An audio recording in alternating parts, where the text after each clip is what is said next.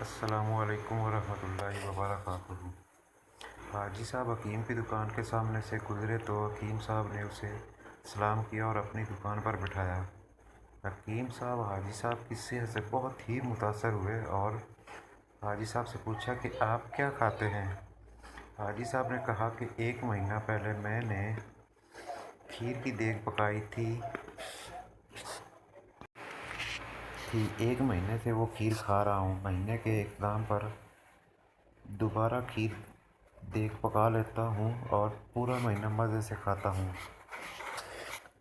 حکیم صاحب جب گھر گئے تو اپنی بیوی سے کہا کہ آج کھیر کی دیگ پکاؤ۔ بیوی نے حیران ہو کر کہا کہ اتنی ساری کھیر کا کیا کریں گے؟ حکیم صاحب نے جواب دیا، زیادہ سوال مت کرو، جتنا کہا گیا ہے کرو۔ حکیم کی بیوی نے کھیر کی دیگ تیار کی تو حکیم صاحب بہت خوش ہوا اور مزے سے کھیر کھانے لگا۔ دوسرے دن حکیم نے ناشتہ بھی کھیر سے کیا۔ تیسرے دن جب حکیم نے دیگ کا ڈھکن ہٹایا تو دیگ میں سے بدبو آ رہی تھی۔ حکیم نے بیوی کو بلایا اور کہا کہ کھیر سے بدبو کیوں آ رہی ہے؟ بیوی نے کہا، گرمیوں کا موسم ہے جس کی وجہ سے کھیر خراب ہو چکی ہے۔ حکیم کو غصہ آیا اور دل میں سوچا کہ حاجی صاحب نے مجھ سے جھوٹ بولا ہے۔ حکیم شام کو حاجی صاحب کے گھر گیا اور حاجی صاحب سے کہا کہ آپ نے مجھ سے جھوٹ کیوں بولا ہے؟ آپ کے جھوٹ کی وجہ سے میرا نقصان ہو گیا ہے اور میری کھیر کی دیگ ضائع ہو گئی۔ حاجی صاحب نے اس سے کہا کہ آپ کھیر پوری بستی میں بانٹ دیتے تو وہ ضائع نہ ہوتی۔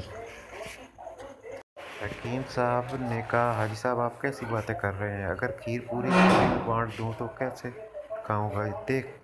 دیگ تو میں نے اپنے لیے تیار کروائی تھی۔ حاجی صاحب نے کہا کہ یہی تو مسئلہ ہے جس کی وجہ سے آپ کو نقصان ہوا۔ میرا طریقہ کار یہ ہے کہ میں ہر مہینے کی پہلی تاریخ کو کھیر کی دیگ پکا کر پوری بستی میں بانٹ دیتا ہوں اور اس بڑی سی بستی میں روز کسی نہ کسی کے گھر کھیر ضرور پکتی ہے تو کوئی گھر بھی فراموش نہیں کرتا اور روز کسی نہ کسی کے گھر سے میرے لیے کھیر آ جاتی ہے۔ حاجی صاحب نے حکیم کو نصیحت کرتے ہوئے کہا کہ بانٹنے سے مت گھبرایا کرو، رزق بانٹنے سے کبھی کم نہیں ہوتا اور ہمیشہ بڑھتا ہی رہتا ہے۔ اس کھیر کی شکل میں خلوص ہوتا ہے جو میں لوگوں کے گھروں میں بانٹتا ہوں اور لوگوں سے بھی مجھے خلوص حاصل ہوتا ہے۔ لوگ ہیں، لوگوں میں پیار اور محبت بانٹیے، یہی وہ عمل ہے جس سے اللہ تعالیٰ اپنے بندوں سے خوش ہوتا ہے اور اتنا عطا کرتا ہے جسے سنبھالنا مشکل ہو جاتا ہے۔ خدا سے دعا ہے کہ ہمیں آسانیاں عطا کرے اور آسانیاں تقسیم کرنے کی توفیق دے۔ وعلیکم السلام۔ دعاؤں میں یاد رکھیں۔